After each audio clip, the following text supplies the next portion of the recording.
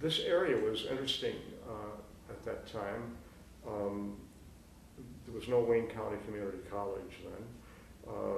Union Station was across 3rd Street, and the quartet would often, after our Sunday morning rehearsal, before service, go across the street and have coffee in the old Union Station. That was later raised, and over on where the parking lot is on the corner here, there were some buildings. I think there was an old hotel there, and frequently people from the church, for a quick snack, go up to the Anchor Bar. If you don't have time, there's no food here. Anchor Bar was in the basement of an old warehouse over on the service drive at that time. Those were interesting times, and several things converged in my own life that I realize now had great impact on the shape that my life took, and in some measure the shape that music took here. In 1960, I was asked to direct the Detroit Post Office Male Chorus, and the chorus was formed primarily to sing for the dedication of the new post office facility down on Fort Street. And in 1960 also, the Metropolitan Opera began appearing in Detroit as part of its tour. So the Detroit Grand Opera Association initiated an educational program, which ultimately evolved into what is now Michigan Opera Theater. In 1962, I began singing at Fort Street. In 1964 then, I was asked to sing for the High Holy Days at Temple Bethel. Fort Street was founded in 1849. Temple Bethel, the oldest Jewish congregation in Michigan, was formed in 1850. So it's kind of an interesting parallel, I thought, these two old congregations. Anyway, the quartet continued to supply the music for into the early 70s. Singers have to practice to maintain the voice. And when you're singing in a small ensemble, the voice is very exposed. And some of the members of the quartet, because of age and because of career changes, were not maintaining the quality of the initial quartet. And so the quartet began to be criticized periodically. Let me back up a moment. Grant Williams left Detroit shortly after that quartet was formed. He realized he was not going to be able to make a living here, so he left and went to, I think, Kansas State University as choral director, and then ultimately ended up in Dallas, Texas, at Texas Christian University, teaching voice and directing choirs. So I was asked to direct, since I had begun directing the Post Office Chorus, had been asked to direct the quartet. That meant simply, for the most part, selecting music. All of the people were good musicians. But we had, at that time, 4 of the best singers in the city.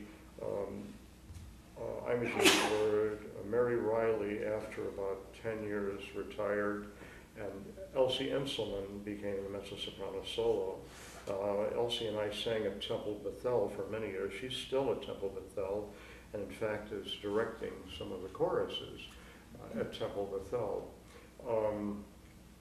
Ray Sharp, who had moved back to Detroit, was our baritone. Ray had his own radio show over a network radio out of Chicago called The Enchanted Hour.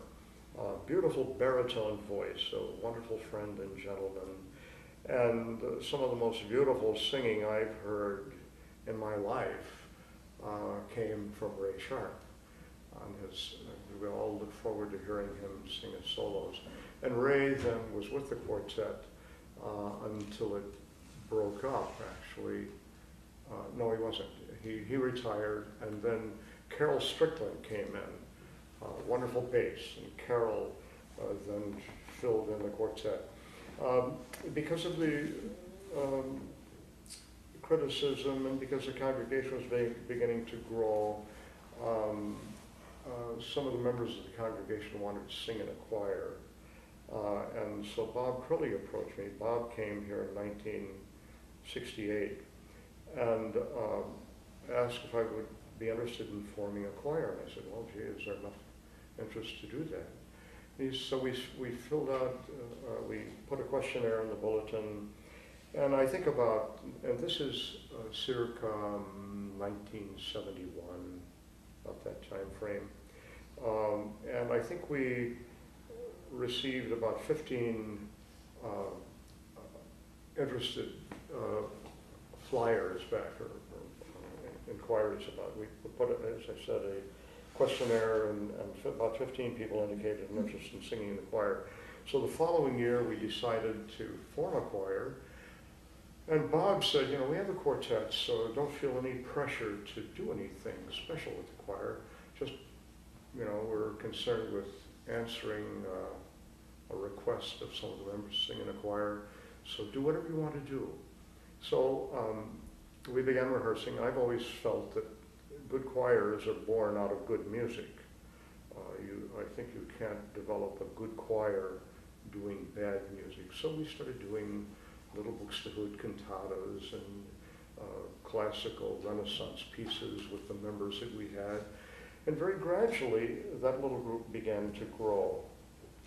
And Bob, early on, said, you know, if you want to bring people in from the outside, do that. There's no, people don't have to be church members,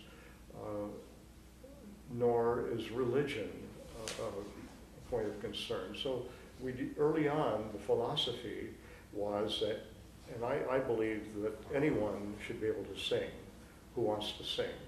Of course, one of the difficulties in running choirs is that you need good musicians and good singers. But we didn't place a lot of emphasis on that. I know from experience that if someone loves to do something, they will work at it. And that many people sing songs along with the radio every day who don't read a note of music, but they learn the songs because they listen. So early on, we decided that anyone who wanted to sing in the choir could. And I was willing to accept the responsibility for teaching people the music and helping them sing better. My good fortune has been that I've been a singer all of my life and a voice teacher, and enthusiastic, positive. And so it was through energetic rehearsals, we were always able to learn the music the choir developed. And most of you know what has happened. 2 years ago, we celebrated our 25 years of doing Messiah. And I had written a little summation of the background of the chorale. And I should make copies of this for people. We passed this out, actually, after our Messiah in 2003, I think it was. I should make copies of this for people who are interested. Also, there were some interesting things that happened prior to that I think really were important in the development of the chorale, ultimately the Fort Street Chamber Orchestra. During the early 60s, we had this wonderful quartet. And the quartet members, each of us was being asked to appear as soloists with various orchestras around the city, and then particularly as an adjunct to being members of the Grant Williams Chorale. Several of us appeared with the symphony. I had the privilege of singing with a symphony half a dozen times. 3 Beethoven Ninth Symphonies, and a young black conductor from the area named James Frazier was a conductor of a couple of performances I did. There was another group active in the city called Orchestra Detroit, fledgling choirs that would appear for 3 or 4 seasons and then fade away.